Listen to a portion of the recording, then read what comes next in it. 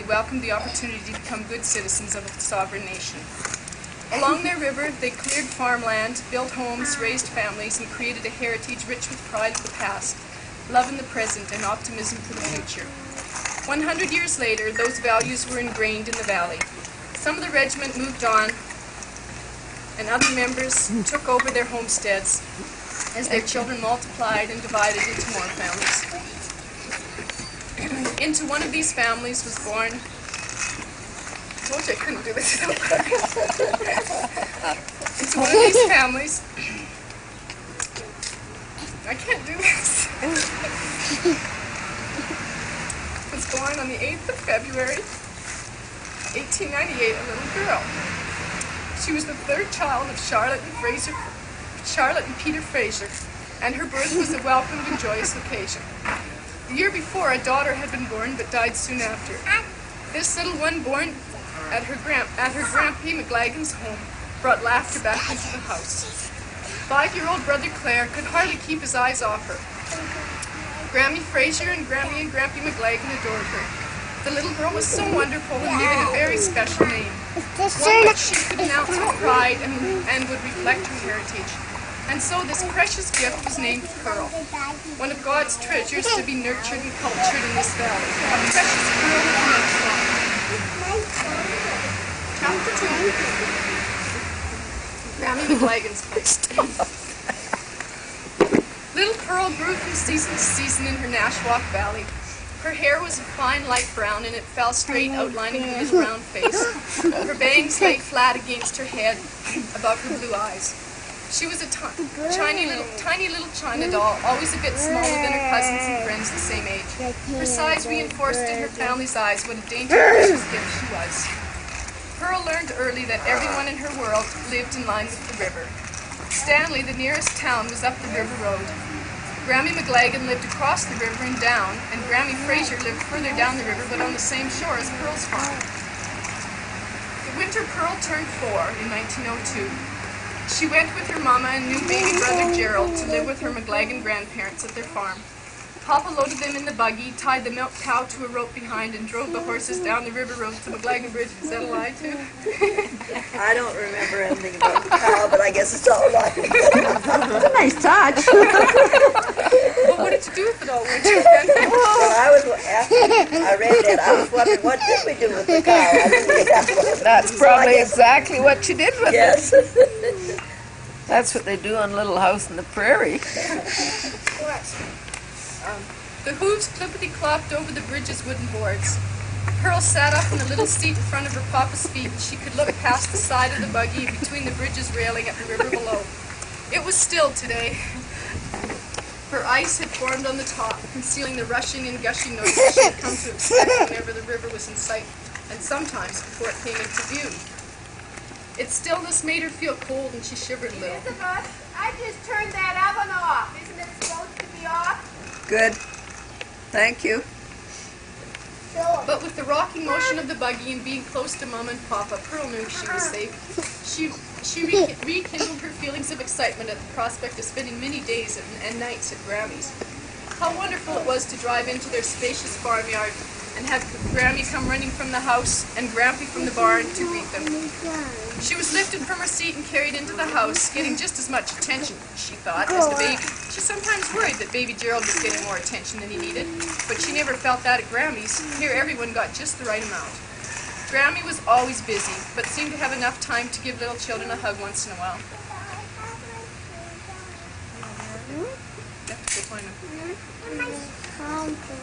Sit up my lap here. Pearl never saw her smile much, but she was kind and good and neat. She wore long, dark dresses with an apron over top. Her gray hair was tied up on the top of her head. Wherever she was, there seemed to be lots of activity surrounding her. In her excitement to be at Grammy's, Pearl forgot until it was time for him to leave that Papa would not be staying there with them. He went to New Hampshire to work in the lumber woods for the winter. Her older brother Claire went across the river to Grammy Fraser's and Uncle Peter's so that he could be close to the school. Though she missed her papa and her brother very much, Pearl knew that Mama was there to hold her and rock her whenever she needed a rock and a hold, which was often at first, then not as much as time passed. Pearl felt comfortable too from the warmth of the big stove that Grammy kept supplied with huge chunks of firewood from the hill back of his home. That Grampy kept supplied with huge chunks of firewood from the hill behind his home. Grammy was always baking something in that stove. There seemed to be an endless supply of cakes and cookies and donuts to be eaten by hungry children. Along with her baking, Grammy seemed to do everything in great numbers. She put in a big garden and had lots of pickles and preserves. She bought everything in large quantities and kept them in the summer kitchen. The summer kitchen was a room at the side of the house for cooking and cooking so that the big stove didn't need to be turned on to heat the entire house. In there were 100 pounds of bags of sugar, 25 pounds of raisins, 300 pounds of flour. Not quite 300 pounds of flour.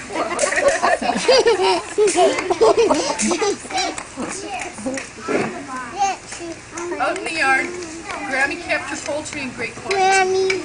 There were geese and ducks, turkeys and chickens. The feathers and goose down were used to make pillows and tips for mattresses. The animals were eaten or sold, and they gave Grammy some financial security and a little independence. As much as Grammy enjoyed her fowl, Grampy hated them. When they would get into the grain, he head out for his horses and start pecking at it and strutting in it. He would fly into a rage, yelling and throwing things at them and kicking them if he got close enough.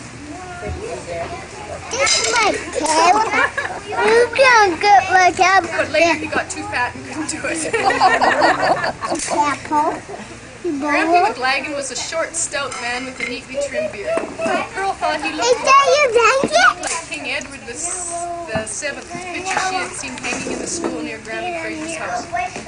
Pearl was a little afraid of him when he lost his temper. Once when he was chasing the chickens and trying to kick them, she imagined him in a plaid kilt like she had seen on some of the Highland pipers at the fair in Stanley. That must be how her ancestors looked when they fought to save Bonnie Prince Charlie in Scotland many years ago. Her papa had told her that her uncles were brave and loyal and would fight to the death to save the king in Scotland, and again when they moved to America. They had a purpose for fighting, but Grampy just fought the chickens. Do you want me to keep going? Yes, it's wonderful. Dirty. Chapter 3, Pearl's Birthday. The winter passed and Papa came to Grammy's for a few days at Christmas, but then had to go back to New Hampshire before the New Year. When he left, he hugged Pearl and told her that soon it would be her birthday. Then soon after that, the ice would start to melt in the river, and then he would take her back home. Pearl counted the days until her birthday. Every morning when she got up, she would ask her mama how many more days. Each day, her mama told her one less than the day before.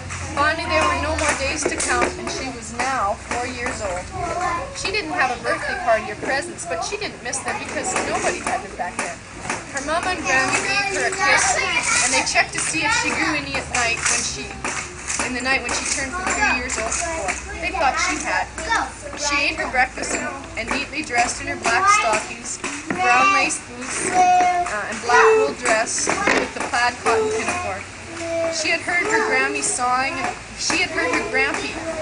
and pounding in the workshop over the summer kitchen.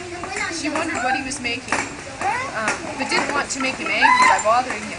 She sat and listened some more, and above the hammering and sawing, she heard him whistling. Her curiosity overtook her timidness, and she walked up the stairs and opened the door of the top.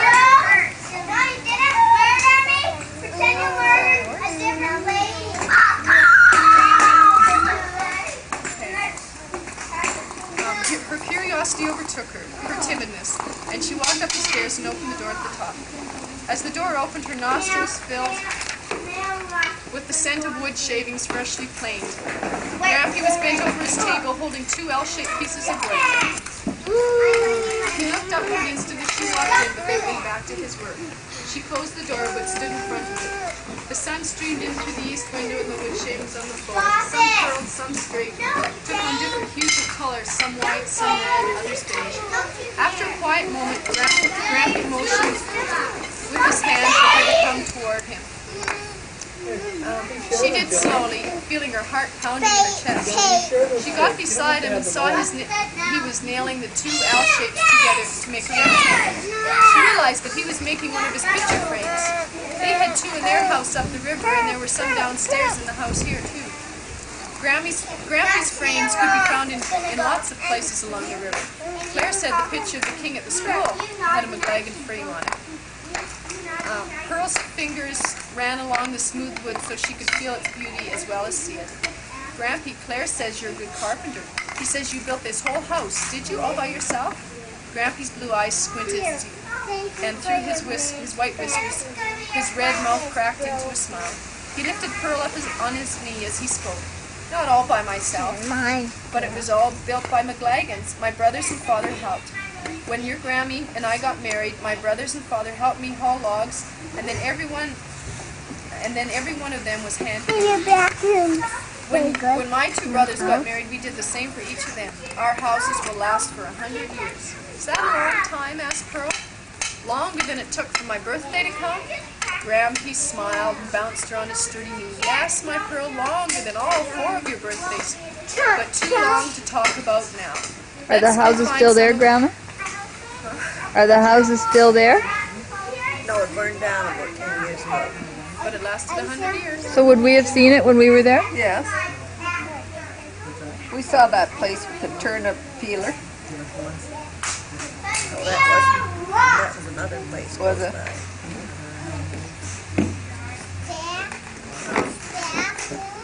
Let's find some of Grammy's donuts.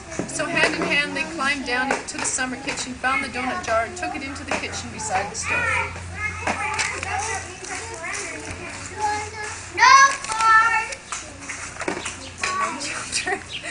Every time I look out up, there's fewer people.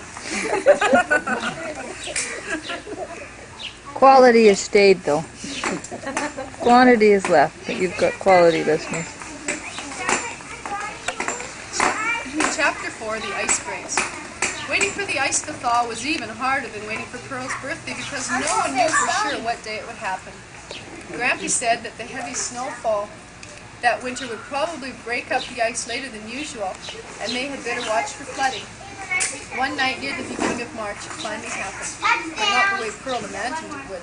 She was asleep, and so was baby Gerald. Once again, that night while Mama was tucking her in, Pearl asked when the ice would melt, and Mama told her one more time that she didn't know when, but it would be very soon. As she slept, she dreamed that her family was back in their house, and they were all together again around their warm stove. The logs were snapping and cracking, and everyone was enjoying the warmth of it.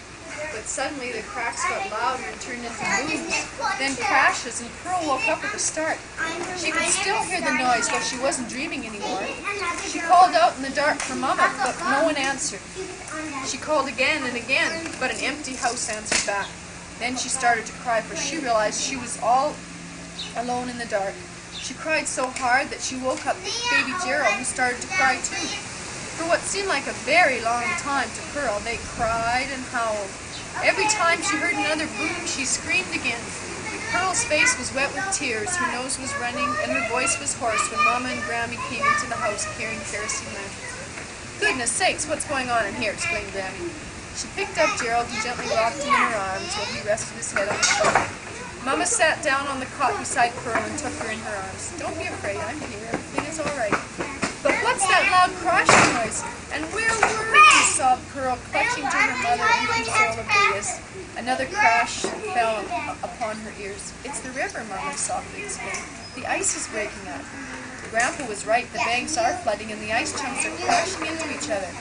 They went out to look. We went out to look. We are up high enough that we will be safe. Grampy's checking everything again. Now go to sleep, and you can come see in the morning. Nothing could have prepared Pearl for what she saw the next day. Safely perched on Grampy's shoulders, they walked toward the